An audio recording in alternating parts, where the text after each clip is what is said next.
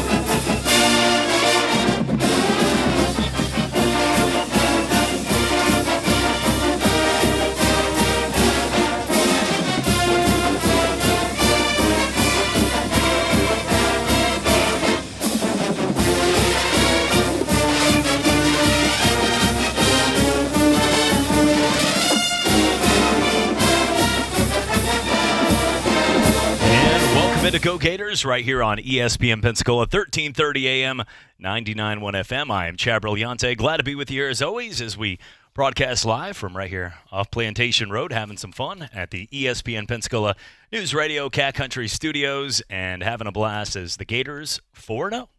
You know, there has been a lot of crazy moments over 4 weeks. If you look back right now, there's not too many teams out there that have dealt with what Florida has dealt with through 4 weeks. And it hasn't been a whirlwind of a schedule. Now, if you date back in history, if you take the historic numbers of beating teams like Miami and Tennessee, you would think, whew, gauntlet already.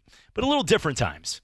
Overall, though, the Florida Gators, no matter what, because people live in the now. Today in society, people want to focus on right this second. Nobody cares about 5, 10 years ago. Everybody is about, especially the kids growing up today, it's about what can you do for me at this moment. And for Florida, no matter what the 60 yards of penalty on pass interference is against Miami, no matter the way that the Kentucky game they were down 11 going into the fourth quarter, all of that is now irrelevant as they're 4-0. They're 4-0 and getting ready to be 5-0. And if they're not 5-0, then we got big problems. Townsend Tigers coming to town as they make their trip over from Baltimore, Maryland. So they're probably going to be a little physical. They'll probably hit some people. Just expect that. But overall, it's going to be one of these games where Florida should have no problem moving to 5-0. It's one of those spreads, if lucky, you can find it. And getting ready for the gauntlet of the schedule. The Auburns, the LSUs, the Georgias. I'm still calling it the world's largest outdoor cocktail party and having some fun. Today we're going to enjoy our show. We've got a Florida Gator alumni. And also a Florida State guy in here just found his way into the studio as well. The team from the Sports Drive with Joe Ford, as we always have fun each and every afternoon from 5 to 7. Joining me, Jeffrey D., our sports guru and Florida Gator alumni, and Eric Vadrain, college basketball player. Guys, what's happening, my friend?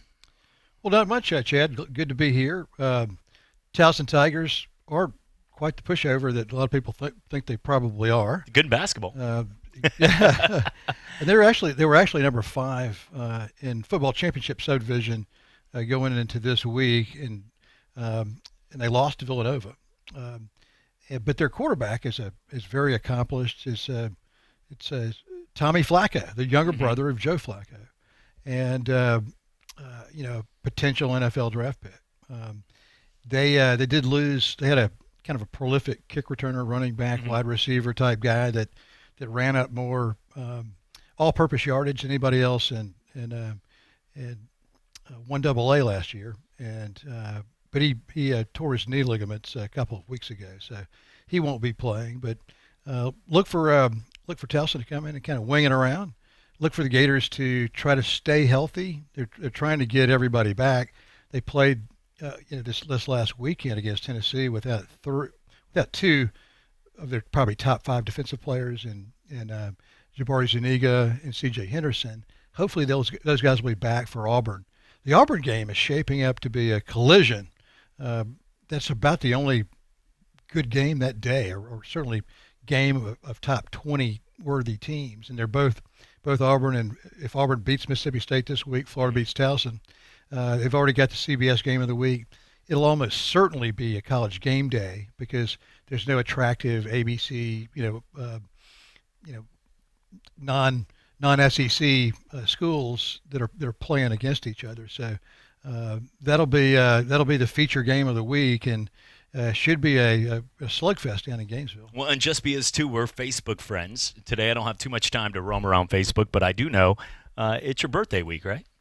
Yes, I mean, look absolutely. at that. Jeff is like the most humble man in the world, and I promise we've worked together for, 5 years now, and I promise he doesn't come out to every remote and do that because he's always buying. You know what I'm saying? He is. He's always getting the drink if we're at World of Beer and that. But at the same time, he's always been a close friend. We've watched a lot of games and had some fun outside of the studio, and that's awesome. It's your birthday weekend. They should get a victory. You know that going in.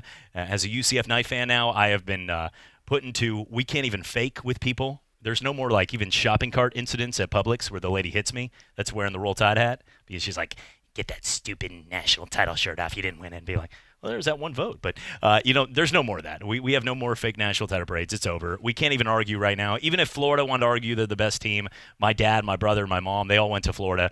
My brother tried to hit on Aaron Andrews. It never worked out, obviously. But when it comes down to this, I'm going to sit here and say, you know what? If Florida came up to me tomorrow and said, we're the best team in the state, just humbly going to walk away and say, you know what? I got nothing to say. There's no more. I can't say anything. And you got a daughter that went to UCF, but Florida can now claim the rights if they'd like without an argument. They can claim it anyway, but I mean, it's. Let's wait for the season to play out before I claim that.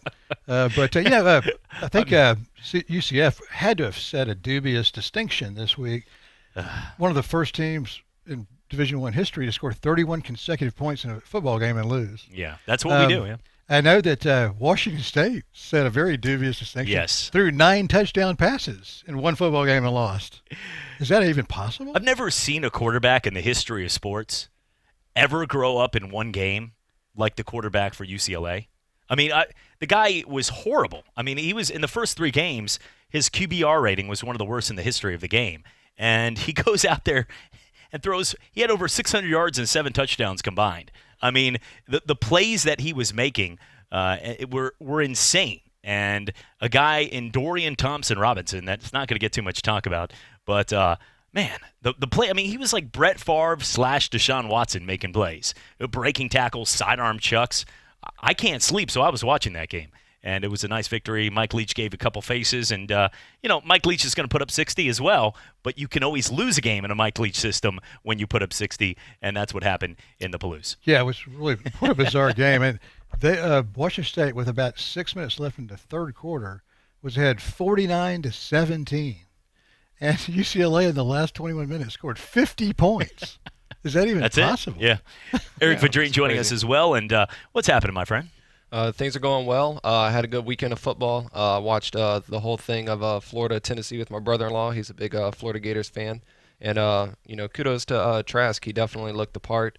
And, compliments to Tennessee's defensive backs. His 2 interceptions, one of which that was in the end zone. I'm sure you saw it, Jeff. Deflection. The guy, the defender for Tennessee, when he caught that, I was like, dear Jesus, what a snag. So, I mean, that really, honestly, Trask, he threw 2 picks, but that one I don't think would have been an interception had it not been for a miraculous play. Mm-hmm. So for those out there, Florida fans, if you're saying like Trask threw 2 interceptions, yada, yada, yada, really it should have been 1. Just he had an Odell Beckham type catch in the end zone. Sure, and Eric, that's a really good point. And if you break that play down, Trask saw that he was going to be able to beat the corner on that side. He had him on the inside. But they had single high free safety on that play rather than twin. So Trask says, I can fit that in there and make it a jump ball. right. between the safety and Grimes, who has a pretty good vertical leap. So they go up and the ball gets deflected, and the corner, who was 3 steps behind the play, ended up intercepting the ball in the end zone. Right, and you know how I am. I look at everything in context, and whenever I saw that, I was like, you can't even be upset at that one. Just completely flush that one down the toilet because that shouldn't have been an interception. That was just a pass that me, who played quarterback, I still would have thrown that pass, let your receiver go make the play. But the defensive back for Tennessee just made an outstanding play. So let's just kind of eliminate one interception that was on the stat sheet because it really shouldn't have been one. Well, Chad made the point the other day, or at least a week ago after the Kentucky game, said, you guys have actually upgraded at quarterback. And I said, well, let's not jump to conclusions. I think, the Franks was probably starting for a reason, blah, blah, blah, blah. But after watching the Tennessee game and watching him play effectively and just so controlled in the pocket, you can see the way he influences the rest of the team. I'm now agreeing with Chad. He's a lower risk than having Felipe Franks at quarterback. And look, I'm not going to jump on here and act like somebody that was a star quarterback, but I played quarterback, and one thing I can tell you is I can read the difference between guys that are going to be Daniel Jones. I was saying the same thing. I was like, let this guy have his opportunities. He's going to go out there and win. I made that call in week 1, his first start, and it wasn't easy, but he was the one that led them back. Saquon Barkley was out of the game. Daniel Jones goes down there, wins 32-31. Pretty good reading quarterbacks after a few games. And I can tell the confidence meter, the way they can make plays. There's an it factor on some of these guys that you can't judge. You can't just judge by the stats, but it's the plays where they break a tackle and they're able to sidearm a ball for 15 yards for a first down. And Kyle Trask can create on his own. He's not going to be a number 1 pick. He's not going to be the kind of guy that is going to be looked at as Tua. He'll never be that athlete. But one thing is he gives the confidence across the board where the defense isn't sitting on the sidelines feeling like there might be a pick or a fumble or something to set them back where they have to jump back out. And Felipe Franks always was good for 2 or 3 of those kind of mistakes. He could throw the ball downfield. He was a big guy, but he was always one of those kind of guys that was vulnerable to making that big mistake in the big game. And in this game, I'm not going to sit here and act like a huge win against Tennessee is anything. Georgia State actually just outplayed Tennessee. You don't get that usually where a smaller team, you can have an upset. But usually it's an upset. Kickoff return, a pick 6, something goes haywire. Georgia State actually just outplayed for the whole 60 minutes Tennessee in week 1. I was not watching it, but I went back and watched the highlights, and they had pretty much owned the whole game. Florida winning 34-3, though, to me, is the first sign, and I said it and I tweeted out even, knowing that it could come back to kick me right in the cojones when I did it. But when they were down 11 to Kentucky and Kyle Trask got put in the game because of an injury, I went out there and said, hey, look, Gators win this game. Trask came back with the confidence, the pitch play to P. Ryan, the run. He made his errant throws, but he was good enough and confident enough to win that game. And I was watching it at Seville Quarter with the Northwest Florida Gator Club, next to Shane, next to Allen, all those guys, great Florida alumni. And I'm sitting there and watching this game, and I realized at that point that Florida's just playing more like when I was a kid growing up and going to the games with my dad. That confidence meter where we're not going to beat you today. We're going to go out there and play Florida football. And that used to mean Tennessee's trying to find that. They're never maybe going to find that from what they were in the 90s.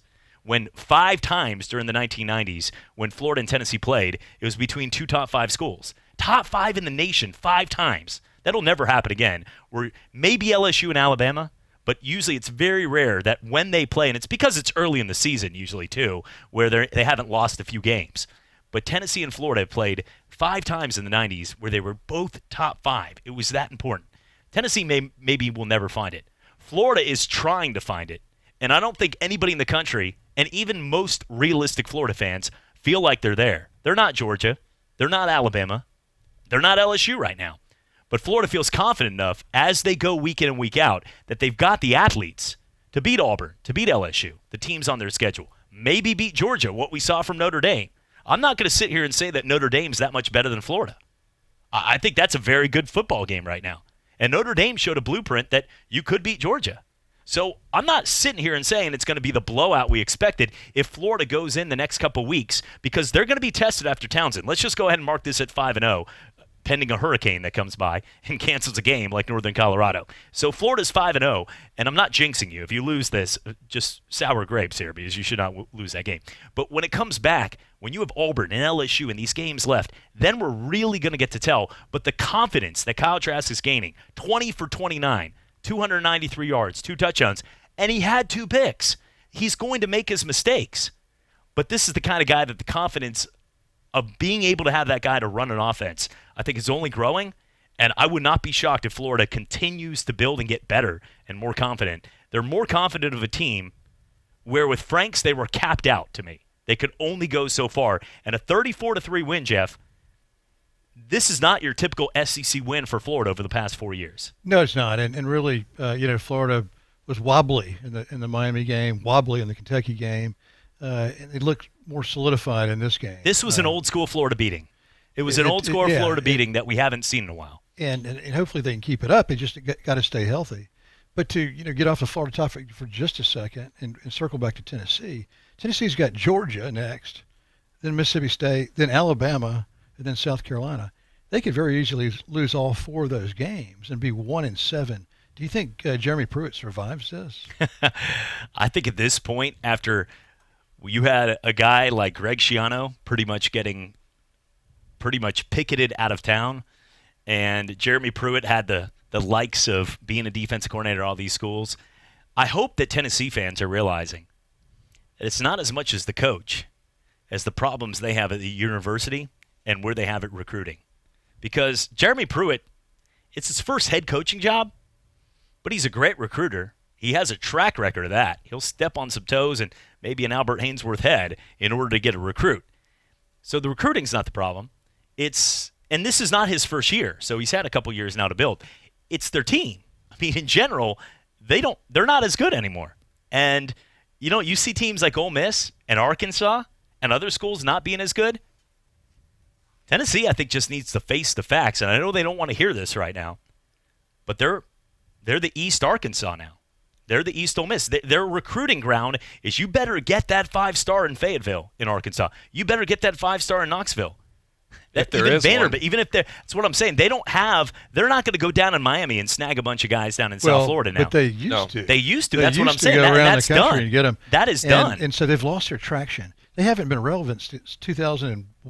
T. Martin. Probably mid-2000s. 98. Yeah. Yeah, 2001 was the last kind of championship quality team, but they did have some pretty good teams in the 2000s. But since then, I mean, Florida's beaten now 14 out of 15 times, and the Florida fans don't even, back in the old days, we used to do handsprings whenever we'd beat Tennessee. Now it's like, oh, that's good win. They were 151 yards passing and 3 interceptions in a game where you were down 31 points. 151 yards and 3 interceptions. They could not move the ball. And that comes down to even bad teams can find a way to move the football when down a lot because they get those gimme. They start racking up those yards that nobody cares about, but they're already down by 30, but the team's just spreading 4 wide and moving it down the field real quick. The way that Seattle almost came back against New Orleans, even though they didn't. The score was they were down pretty much the entire game this week from the Saints. Tennessee couldn't even do that. Even when they were down a bunch, they had their second-string quarterback in Maurer come in. They still couldn't do that. I mean, they're just not that good of a football team. You can watch players, the way, the style. They're just not good this year. There are some teams that have bad records that are getting better, that just haven't figured out their game. Tennessee's not one of those teams, and it's going to be a long, rocky road. But for Florida, it's a positive atmosphere. I was listening to a stream of Knoxville Sports Radio yesterday whenever they announced that Georgia was going to play Tennessee on ESPN in prime time, and they just groaned. It's like, oh, no. Silently trolling. 50-0 on national television. When we come back, we're going to break down a little more Florida Gator football as they get set. The Townsend Tigers, it's Jeffrey D's birthday week. Hey-o, getting set to go here for the Florida Gators. If you're looking for a party, Northwest Florida Gator Club at Seville always has a good time. The show is brought to you by our good friends at the Holman Law Firm, Stephen T. Holman and Justin, his son. Father's rights. If you're going through a divorce or tough times, they will take care of you and make it as smooth of a transition as possible because the best parents are both parents. Stephen T. Holman and the Holman Law Firm, proud sponsors of the Florida Gator Show.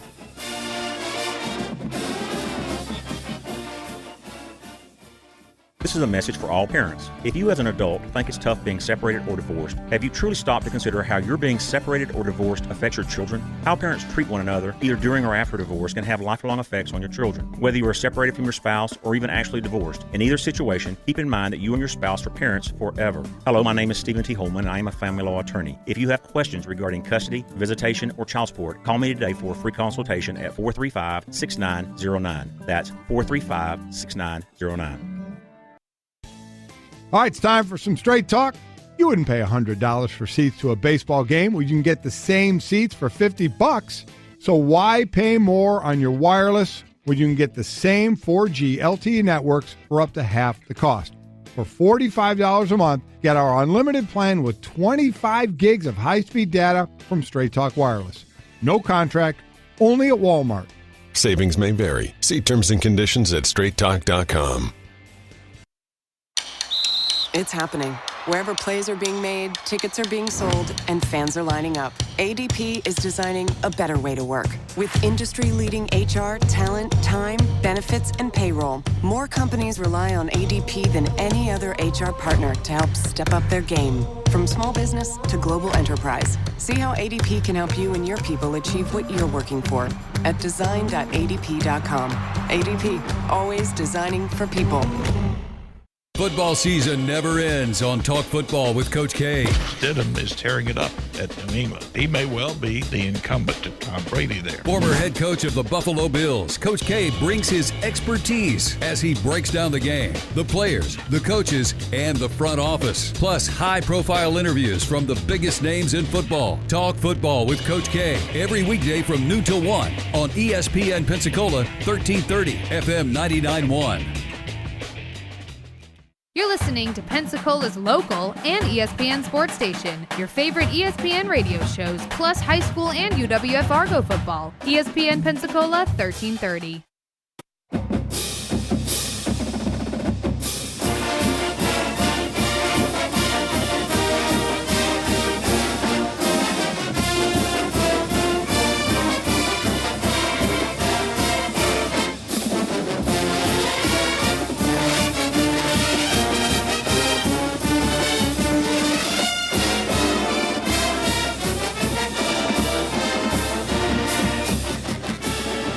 And welcome back to Go Gators right here on ESPN Pensacola 1330 AM 99.1 FM. Chad Brillante, Jeffrey D, alongside Eric Vadrine, having some fun with you, breaking down the Florida Gators victory 34-3 over Tennessee. And, at this point, I think the timing was better against Florida State, but Tennessee and Florida have both been rivals. A little bit different. Jeff, as a fan, smoking Tennessee 34-3 this year, or dominating Florida State in a game that Florida State and the Seminoles had dominated throughout most of the decade last year, which one? And I'm going to preface this by saying I would say most people would say the Florida State win just because of getting back at them where you've dominated Tennessee. But in your mind, are they similar in the way that you went out there and dominated?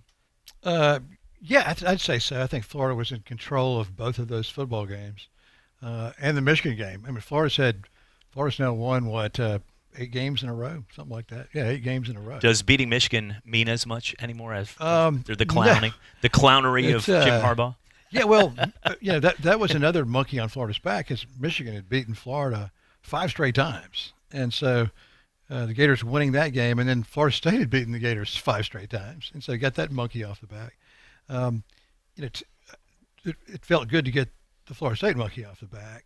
It didn't feel quite as good to beat Tennessee because the Gators have beaten them 14 out of 15 times. Now, historically, the Tennessee game was more important because it was for the SEC East and generally for for a shot at the SEC championship and oftentimes the championship. And so that was a more important game than the Florida State game historically. But last year's Florida State victory probably felt a little sweeter than this past Saturday's Tennessee victory. Eric, as an outsider looking in here for Florida, would you feel that the number 9 ranking is now more justified after the Tennessee win? I know it's not a game where you go, oh, they beat Tennessee, awesome. But Tennessee still means a little more, around the country, everybody doesn't do what we do. They have jobs. Thank you, Jeff, for joining me. He's a banker. He came over here. A lot of people have jobs every day, and they get to watch their team for a little while on Saturday. We live this life. We're around the game, so we know Tennessee's not that good of a football team. But a lot of people see that, and they're like, ooh, wow, Florida beat Tennessee by 31 points. That's pretty solid. They won titles with Fulmer when they were young. That's the difference. Is it was a big win from a mindset. Do you feel, though, that now that they won that game in a dominant fashion, the first time we've seen Florida dominate a team that meant something outside of Tennessee Martin, like I said, meant something, do you feel it's justified now that they're number 9 in the nation? I still think it's too early to make that call in itself, just for the simple fact that every single game that they played thus far, did anybody expect them to lose? I don't think anyone did. But they have a matchup where they play Auburn and then they go to LSU. I think if they can win one of those two, then more than likely you're going to be able to justify, having that seed in the top 10. Also, if you look at their schedule, worst case scenario, I really only see them losing 3 games. Mm-hmm. And I think when you have a 3-loss SEC team and all of their losses have been to top 10 teams, you can easily justify having them on the back end of the top 10. So in a way, I think the forecast suggests that they can be in the top 10, but as of right now, I don't necessarily view it as being justified just because they've basically done everything that we expected them to do. And you got to remember that being a member of the top 10 is all relative. You get in the old days, you might be 15 deep with pretty good teams. Right now, you're about 7 deep with good teams, and so there's a kind of a void there. And Florida's, we just saw Michigan. Do we want them in the top 10? Probably not. And so, you could argue that Florida might be 9th or 10th or 11th or right in that group. So it's yes, Florida has not looked good, but, relative to everybody else, they're, if you Vegas right now has Florida as number 10 or 11 on neutral field against everybody else in a stack ranking. So, yeah, Vegas thinks that the Gators are probably right up there. So just because they look lousy against Miami and Kentucky doesn't mean they're the 30th best team. It means that they're not nearly as good as those top 7. Well, and here's the deal, too. Outside of what we've realized is, and I think Georgia's a better football team than they played against Notre Dame this week, but they're beatable. Alabama and Clemson are the 2 teams that, let's just put them in they're not – they don't play – against anybody fair. What I mean by that is they follow the rules, but they're way better right now. It's like watching the Jets and Patriots or Cowboys Dolphins this week in the NFL. It was a waste of a lot of people's time if you're a fan of those teams. You're just going to dominate the game. They're like their own letter grade right now. The NFL right now is not supposed to have that happen, but Miami's decided to take that path, and the Jets have had about the 17th quarterback. But when you look right now at the Florida Gators, right now to me, what they're doing since that Kentucky win, I said it on Friday on the show and talked about the way. This is like the Rocky montage. What I mean is you're watching, come on, Rocky, you can get up the stairs, you got it, champ. Like he's running, Eye of the Tiger, dun, dun, dun, dun. Like running through Tennessee, 31-point win. Gonna crush Townsend, yeah. Oh, no, now we've got Auburn.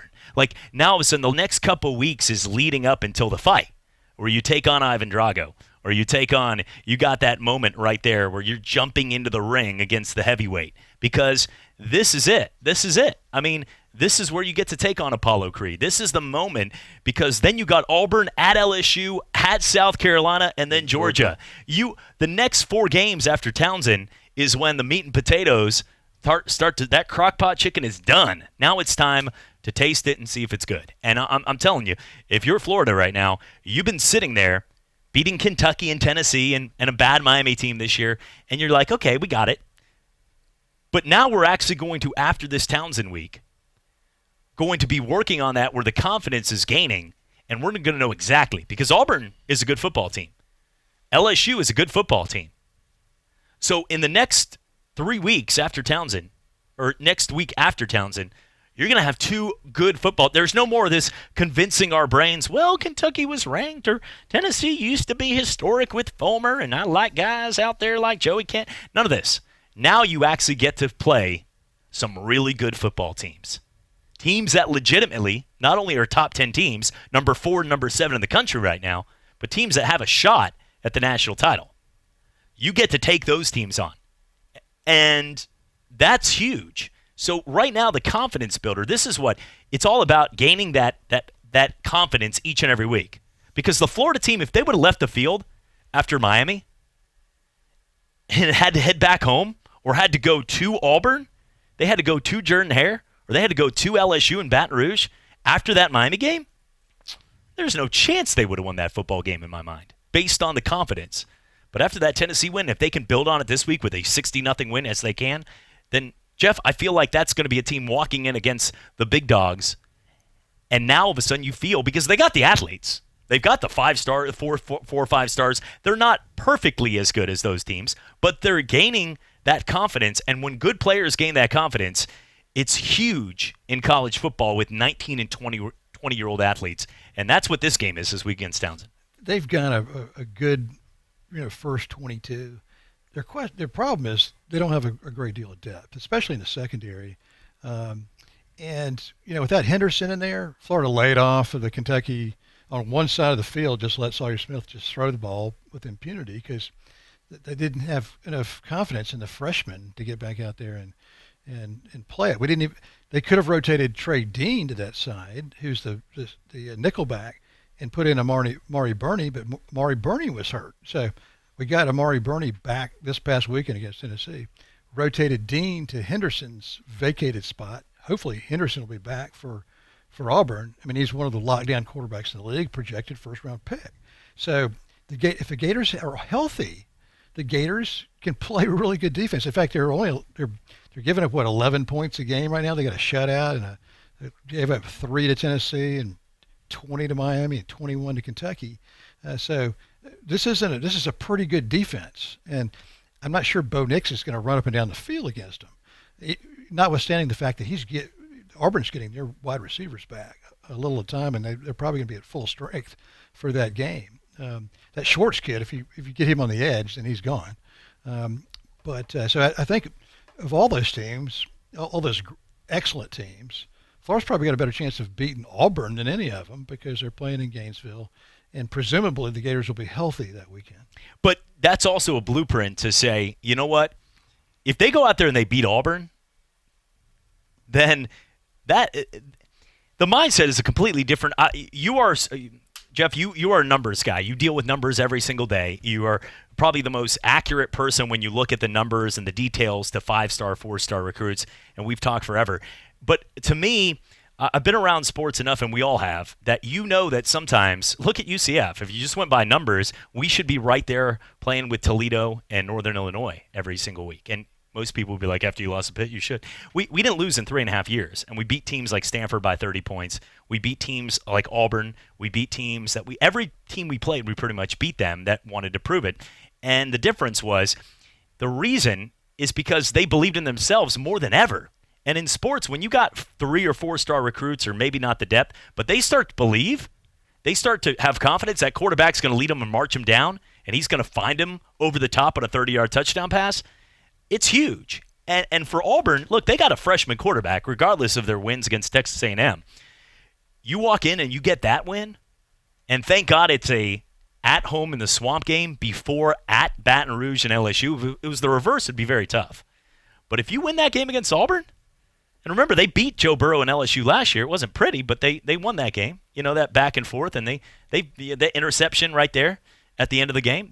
So they've obviously shown they can beat an LSU and Joe Burrow team from last season. It's a better team this year. But if they win that game against Auburn, it's a huge confidence builder. And that's what I'm saying. This is the guy that is starting. Florida is the guy that's in okay shape, that is wanting to get into bodybuilder shape. They can happen. That can happen. But right now, they're not at that level. They're not there yet. And I'm not saying they're ever going to be Alabama or Clemson. Let's not have that argument. But LSU and Auburn, yeah, they can do it. And I'm not saying it's going to happen, but they actually have the capabilities of winning those games and changing the whole dynamic of Florida football. Because if you win Auburn and LSU, all of a sudden, that South Carolina game is looking a lot easier, which you better not. That would be a huge let-me-down game if you lose to South Carolina after beating those two teams.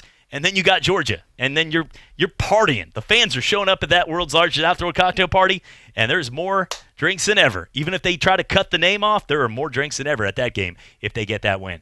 This is one of the most intriguing seasons I've ever seen from any team is what Florida's going to do in the next 3 weeks. Eric made a good point that if Florida can split these next 2 games, they've got a pretty good shot at winning the East, because then kind of Georgia's kind of – if they beat Georgia and Georgia's undefeated, they win the tiebreaker over Georgia.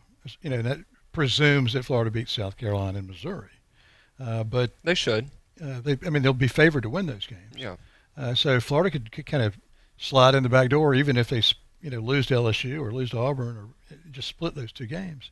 Then they've got a shot at winning the East and then getting beat by Alabama or LSU in the title game. When we come back, we're going to take a look here at some of the other big games coming up here for the Florida Gators as well, break down their upcoming schedule and some fun facts that you may or may have not known. It's all coming back on Go Gators right here on ESPN Pensacola, 1330 AM, 99.1 FM, right here on ESPN Pensacola. It's the Go Gators Show.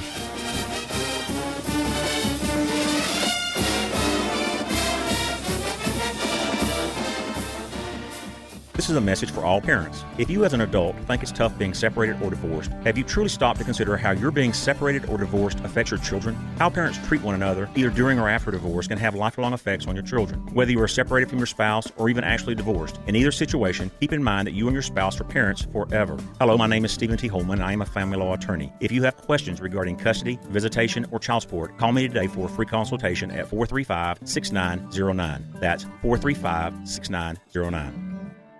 Stephen A. Smith here. If you're like me, you have a mortgage and a family who depends on your income, then you need to protect the ones you love with life insurance. Life insurance can help pay off a mortgage or send the kids to college. It's peace of mind. Think you can afford it? Chances are Select Quote can help you get it for less than $1 a day. Select Quote comparison shops up to 10 highly rated companies, including Prudential, Banner Life, and Mutual of Omaha, and others, to find you the company with the best rates. For example, Select Quote could find a 35-year-old man a $500,000 policy for under $21 a month. That's less than $1 a day. Select Quote's breakthrough technology allows them to quickly match you with the best insurance company to find your best policy. Plus, quotes are free. Start protecting your family today. Call Select Quote at 1-800-601-6992. That's 1-800-601-6992. Or go to selectquote.com/Smith. Get full details in the example policy at selectquote.com/commercials. Your premium could vary depending on health, issuing company, and other factors. Not available in all states.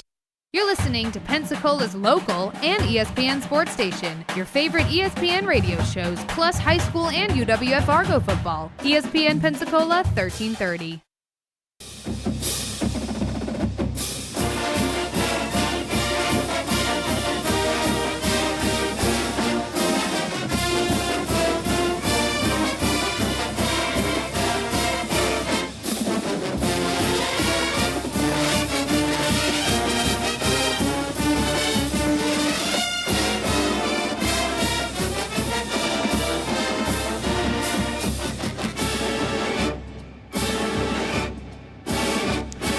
And welcome back to Go Gators right here on ESPN Pensacola, brought to you by the Holman Law Firm. Father's Rights, because best parents are both parents. Check them out today and give them a call for a free consultation. 850-316-8243 is that number. Represent a father who is looking at a opportunity to make sure that they're getting represented through any divorce, any tough time. Stephen T. Holman, Justin Holman will take care of you. Looking right now at the Florida Gators in the NFL, big shout out, big daps right there to one guy that really wasn't expected to be on this list. You know the names throughout the years, the guys from Fred Taylor's in the NFL, the Eric Retts, or guys that have gone on to star, the Percy Harvins, and even Aaron Hernandez before the time. But Eddie Pinheiro kicking balls through the upright last night for the Bears. But one guy that has gone out there and I think wowed a ton of people that nobody really, I guess you could see, really saw coming was Demarcus Robinson. How about what he has done this year for the Kansas City Chiefs? He looks very similar to Sammy Watkins, the way he plays, And the catch he made this week, the first week, he went out there 6 catches, I think 180 yards, 2 touchdowns on 6 targets. Think about that. Like somebody's like, hey, what'd you do this week? I played some basketball. How'd you do? I made like 7 threes. How many threes did you take? 7. Be like, whew. If you go out there and you get targeted 6 times and 2 of them are touchdowns, 1/3 of them, and you get 180 yards, you're doing something right. And with the injury to Tyreek Hill, it's opened up the door for Demarcus Robinson to be a huge target, and he has taken it because this is a guy that wasn't drafted high. He wasn't one of those kind of guys that everybody wanted. And I'm telling you what, Jeff, Demarcus Robinson is kicking some you-know-what for the Chiefs. Yeah, I mean, we talked a little bit about Florida, Kentucky. And if you remember in 2014, Kentucky had Florida on the ropes. Florida had a 4th down and about 11 on the last play of the game. And Jeff Driscoll hit Demarcus Robinson in the end zone, in the corner of the end zone. And Robinson tapped his feet down, and the Gators scored. They kicked the extra point, and they ended up winning in overtime. But Robinson was always a extraordinarily talented football player at Florida, but we just never got him the ball enough. But now he's got, it's kind of, he's a kid in a candy store because he's got Patrick Mahomes throwing it to him, and an offense that can't double cover him. I mean, he's got single coverage, and the safety's probably rotating away from him, and so he's going to run up some big stats this year as long as he stays healthy. Yeah, a number of guys coming through in the NFL right now, from Keanu Neal to guys out there. Voshon Joseph making some plays for the Buffalo Bills this year.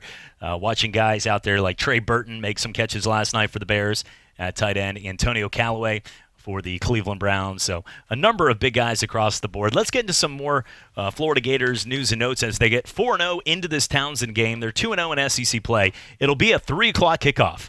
If you're looking for a party, Jeff, I know always down there at Seville Quarter, great place for the Northwest Florida Gator Club. That's a perfect place to come watch the game. It's very comfortable. Beer specials. We've got a kind of a pub game menu that's everything's excellent on it. And so come on down and join us. It'll be a fun time down at the Quarter this week for the Towson game. And, of course, Tommy Flacco is the quarterback for Towson, who's very effective, maybe draft eligible. Joe Flacco's little brother. Looking right now at some of the things, couple stats your way for the Florida Gators. Florida has won 8 consecutive games for the first time since 2012. So that's a pretty good stat right there. When they won the Gator Bowl on January 2nd and started in 2012, the 7-0 season. UF's last 9-game winning streak came in 2008 when they won 10 straight. So they're about to do something they haven't been able to do since 2008-2009, which was the Urban Meyer era before he had a bunch of girls that had volleyball games. So pretty cool stat right there. I mean, it's not the games that you might look at, but during that course, if you sort of and you just look at the names, Florida State, Michigan, South Carolina, Tennessee, Miami. I mean, just the names, it sounds incredible. UT Martin. You start breaking those names out. It sounds. I mean, you beat Tennessee, Michigan, Miami back in the day. Phew, you might as well just championship. But most people are like, yeah, I'm waiting for that game. Times have changed, but they've been able to get the wins, and good for the Gators. Well, and I've heard people say like, well, the Gators won't prove anything until they beat Georgia and they beat LSU. It's like, well, how many teams in the country are going to beat those 2 teams? I mean, almost nobody. One, it's not like maybe 2. Yeah, it's not like they stink if they don't beat those teams. Right. So, I think we have to keep things in perspective. And like I said, the Gators haven't played like a great team this year, but they still may be a top 10 team, even at, struggling through the couple of games they did this year. Well, and here's also look at this. I'm building on the positives. Florida has thrown for 300 yards in their last 3 games. The last time they did that was 2003. So, this is a team offensively. That's been the biggest problem through Will Muschamp or watching Jim McElwain and Shark Week videos or whatever the coach has been. Randy Shannon for that brief couple minutes of him clapping after a field goal down 30 against Missouri. Whatever it's been, the offense has been the biggest problem. Florida that was the thing. They always had defensive guys going to the NFL, but the offense could never get clicking. That's why winning a game by scoring 34 points, even though 3 was the other opponent, which makes it look better, even if it was 34-31, the team's like, okay, we're putting up the points. We're able to go pound for pound with throwing the football now, making plays. That's a huge sign for the Gators. The Gators scored 24-plus points in 8 straight games for the first time since back in 2007. So there are a lot of stats when you look through here that, 2007 used to sound like yesterday. That's 12 years ago. I mean, they're doing a lot of things this year that they haven't done in a while. So regardless if the games you look at, you beat Tennessee in a bad Miami, like they're doing things that they have not been able to do in a very long time, over a decade, over 2 decades sometimes, and that's a good sign for the Gators. Right. Gators in the 90s with Steve Spurrier, and in the 2000s with Urban Meyer kind of built their reputation on dynamic offensive football. And that's what people think of whenever they think of those old Gator teams. And so for the Gators to kind of just, hit after Urban leaves, they kind of hit the snooze button for 10 years. But now they're with Mullen there. And another thing that's interesting is Tennessee has lost the last 2 games to the Gators by 20 points. The only time that Tennessee's lost 2 consecutive games by 20 points to the same team was whenever Dan Mullen was the offensive coordinator at Florida. So Mullen's got their number. Do you feel right now, Eric, from the outside, because watching with Florida fans, it's exciting. It's a good time. Yeah. Florida has been in the top 10 6 of the last 7 weeks, which is the most consistent they've been since 2012. But the mindset of most people are like, oh, man, the interceptions, the plays, it's how they win. The difference is, I think, I'm going to say this from the outside looking in, would be that I feel the reason they say that is because Florida's standards were set at the same standards of being Alabama, Georgia, those teams. Even though they haven't been, that's the mindset of where we should be as a Florida fan for Florida fans. You know what I'm saying? So because of that, like UCF, we're fine. I'm like, look, I just josh with people, but if we played Alabama, I would not be, expecting a victory. At the same time with Florida, you almost you want to expect a victory, even though right now they're not at the level. But that's where it's been ingrained for Werfel and watching Tim Tebow and all the decades of championships. That's where it's been set. So that's been the toughest time, is not that, because most teams would be happy. If I read this stat to them and you never watched a football game, you woke up from a coma, and I read to you, your team has been ranked in the top 10 in 6 of the last 7 polls, people would be like, crap, oh, woo, go Gators. But then people are like, yeah, but how they throw the picks, and that's the difference, is the bar has been set so high that the rest of everybody else is judging, when Gator fans are saying, hey, look, we're being consistent. We're getting it done. Yeah, so Florida's one of those schools that has a rich tradition. So you typically judge things based off historical past. So, for instance, right now, a Florida State 2-win team through 4 weeks is bad. But if you're Arkansas, you're like, oh, dear Jesus, we're going somewhere. Do you see where I'm going with this? So you have to understand that there's a certain level of expectations when you get to certain programs. So I understand the frustrations because, they were the most dominant. Matter of fact, they won basketball and football in the same year. Mm-hmm. So when you have a school like that that's used to winning national championships, not just in one sport, we're not talking about UConn. You're starting to look like Joakim Noah. I mean, with the hair. And I got about like 8 more inches to go. 8 more inches right there. Yeah. Not as rowdy with your mouth either. Yeah. So, when you have one of those historical schools like that, there's a level of expectation that you expect. Right now, even as an LSU guy, we're used to contending for national championships. And right now, we're kind of in this a little bit higher than Florida in the aspect of we're a little bit closer to getting to where we're used to being and what our expectations are. And Florida is just trying to climb the ladder as well. So I think you're starting to see impatient fan base because of the historical tradition of the school itself. But that does not mean that it's not good. When we come back, we're going to take a look here at some of the other big games coming up here for the Florida Gators on their schedule. Well, after the Townsend game, it doesn't get much easier. Auburn, LSU, at South Carolina, and then Georgia over the next 4 weeks. And that's not an easy schedule for anybody outside of the Florida Gators. When we come back, we're going to break down more of the big win against Tennessee, 34-3, and take a look at some fun Gator facts right here on Go Gators, brought to you by the Holman Law Firm. Check them out today, and a free consultation. You can give them a call for the Holman Law Firm. Stephen T. Holman, Father's Rights, 850-316-8243. We're coming back for more here on Go Gators.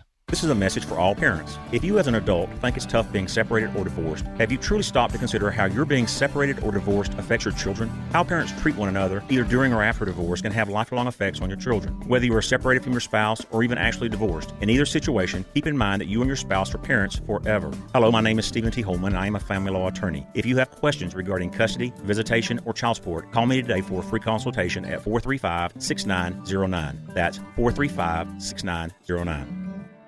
You're in charge of hiring, and Indeed has solutions. Like company pages where you can get people excited about working for you.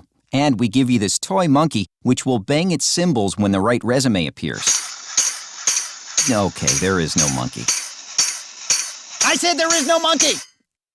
But company pages, for sure. See why independent research by Silk Road shows Indeed delivers 3 times more hires than any other job site. Visit Indeed.com/promo to try company pages for free. Terms and conditions apply. I'm a lawn guy and proud of it. Pro tip, watch the fall leaves. When that first bad boy drops, boom, get feeding and seeding with Scott's. Lay down Scott's Turf Builder today, and come spring, your lawn will be so thick, green, and strong, neighbors like Steve over there will be mad green with envy. Hey, sweet lawn, Stevie. Steve. Don't be a Steve. Be a lawn guy. Pick up a bag of Scott's Turf Builder today. This is a Scott's Yard. This is Davis Allen, co-host of Sports Call with Davis and Justin. Catch Justin, Patrick, and me every Saturday from 11 to 1. College football is finally back, so join us this Saturday from 11 to 1 on ESPN Pensacola 1330 FM 99.1. ESPN Pensacola is now on 1330 FM 99.1. We're still doing this, right? This is actually happening. We're going to let this happen. You can also listen anywhere. ESPNpensacola.com. You're listening to Pensacola's local and ESPN sports station. Your favorite ESPN radio shows, plus high school and UWF Argo football. ESPN Pensacola 1330.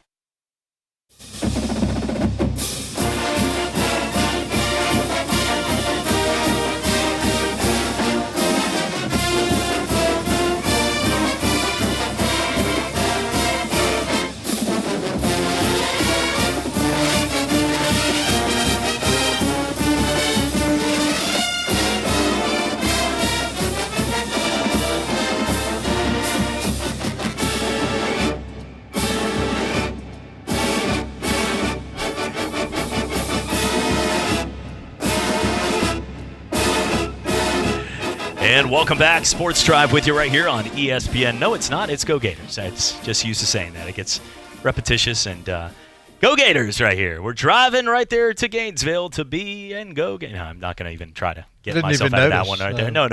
Just so easy saying that. When you get a bunch of shows, once in a while you say that. I think I was hosting one time like a show that had nothing to do. It was a Pensacola's Got Talent show. And I'm like, hey, Sports Drive here. And they were like, what? Excuse me? You're supposed to do a fashion show here, sir. I'm like, oh. Free I don't know. advertisement. What is this French name? So probably the worst thing I ever had to do was it was for a good cause, but for Hot Pink Weekend, for the CARES, a great cause, and raising money for breast cancer, and amazing people, Dennis and Cheryl and the folks out there, they do so much. And I remember, but they had me MC a fashion show, and I remember sitting there, and I'm like, I can do the voice, I can do that, but I am way out of my element with the names. And it was like, walking here in a beautiful blue dress with some silver sparkles is Chateau Le Bleu, and they're like the designers in the front were like, what is that? Like start grumbling. I'm like, all right, we're done here. You know, like when you go look at paint and like you're like, oh, this yellow looks cool, and it's like sunflower daisy. It is not yellow. Morning sunflower petals. That and you're like, that's the name of the color? Tricolored mustard. You know, okay, just call it yellow, dude. Exactly, like, exactly. Stop this. So like you're probably over there like trying to do everything right, and they're like, this is not blue. This is aqua like the ocean. And that's why sometimes I forget what show it is. But it is Go Gators. We're having some fun and enjoying our time out here. Brought to you by the Holman Law Firm. Getting set to go, Jeff. We have a few minutes left. Townsend, this game for the fans out there. They're taking on the Tigers. You have many Tigers ahead. Auburn, LSU, Missouri. 4 Tigers. That's got to be a record, by the way. In fact, I heard that was the most Tigers ever. That the Gators have ever played. And Lions. Gators never played Tigers, more than 2 Bears, of any other sort of animal during their 4 history Tigers, in 1 year. And now they play out of 12 games, they play 4 Tigers. Yeah, most of the time, Memphis. If you had to take on 4 Tigers, usually that would end in death. I mean, if it was real. But when it comes to football, it could be a good thing because I think you've got the number Well, really, I can only give you credit for at least knowing one this week, because at Missouri is not easy either. So, playing Auburn and at LSU and at Missouri, I'm not guaranteeing any of that. But this week, you should be able to take care of the Tiger. The first Tiger. I think so. This isn't, as I mentioned earlier in the show, this isn't your typical FCS patsy. These guys are ranked, and they were very successful last year. They'll be in the FCS playoffs this year. And now I'm not suggesting the Gators will lose the game, but they may have to play their starters, into the third quarter. I think the spread is 33. Do you think they cover the spread, or is it going to be closer in your eyes? I think the Gators will, because Auburn's next, the Gators will play backups extensively in the second half. Mm-hmm. And so even if the Gators get ahead by more than 33, Towson will probably give you a backdoor cover. I found out a while back with the alias name Vegas Chip. When I lived in Vegas, I did realize that the ones that make a lot of the money, they're not going for they're not betting Georgia Notre Dame. They're not betting Texas LSU. They're doing the ancillary games, like the D-grade actor on Sci-Fi at midnight that nobody's watching. They're taking the games like a Tennessee Martin Florida or an Alabama versus Southern Miss, a game nobody's paying attention to, because what they found out through a blueprint from somewhere is that the coaching staff has said, you know what, we're going to start playing our backups here in the second quarter or the third quarter. The human element. It's all up. I mean, these games that are Townsend, that are Tennessee Martin, it is all up to the coaching staff. I mean, 100%. Because Florida can dominate the entire game. Like if they when you wanted want to take the dogs exactly. off. If they wanted to spread wide with Kyle Trask the whole game and go at it, they're going to not only cover 33, they're going to win probably 61-0. They'll win by 4 touchdowns.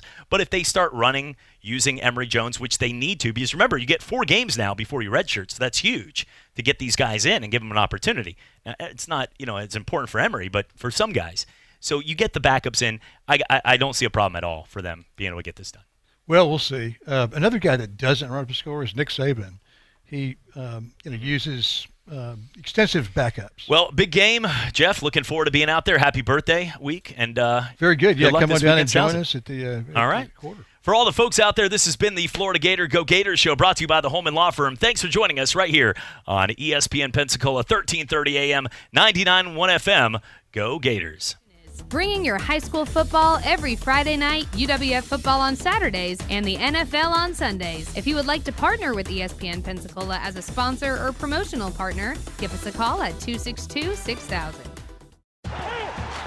ESPN Pensacola, 1330 AM, 99.1 FM. WEBY, Milton, Pensacola. All them dogs are counting down, about to put the anchor down. Hotty toddy, who's it gonna be? Cowbells and Swan, the Aggies wrong. There's nothing like the SEC. The weekend's full of surprise. Hit 'em with the flex. From Williams Place to Death Valley. On the Fine Mom Show, Paul's on the roll.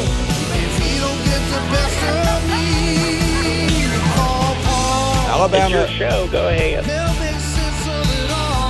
You got a damn burn crappy attitude.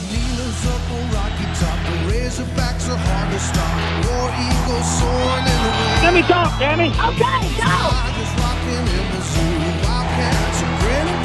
Talk about the tide that's rolling in. The weekend's full of surprises. From big upsets to robberies. On the Farm Mom Show, heads are gonna roll.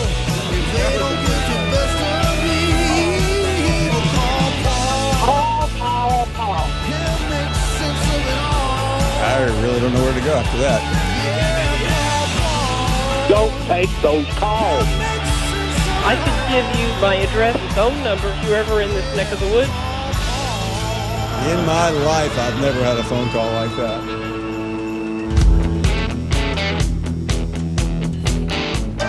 And another day has dawned here in New York as we say hello to you on a Tuesday. A lot going on as the 5th week of the college football season is upon us.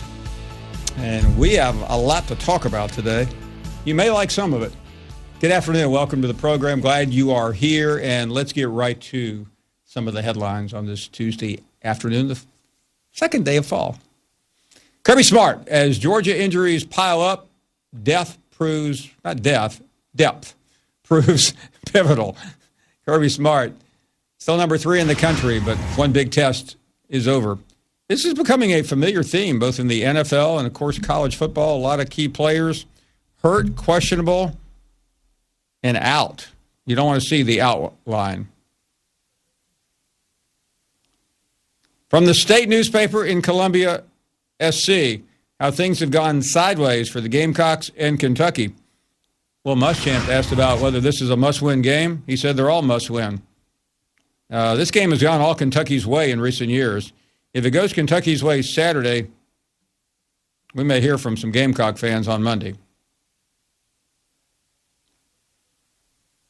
Deontay Brown is back. Alabama has missed him. Great player, offensive lineman. He has been serving a 6-game suspension. That is now. And from the Oklahoman, that's out in Oklahoma. College football rankings. Auburn's number 1. We will talk to the author of this article, and he might be wise to stay in West Alabama, not East Alabama. Barry Trammell joins us, always a great friend of the program. Burt Jones, one of the great quarterbacks in LSU history. He'll get you ready for tonight's big program about Saturdays in the South. Condridge Holloway, he left the state of Alabama. He's from Huntsville to go where? Knoxville. Now is a hero in Big Orange Country. And Philip Stutz on the controversial new legislation around the country that could give college athletes a chance to make money off their likeness. That is later in the show.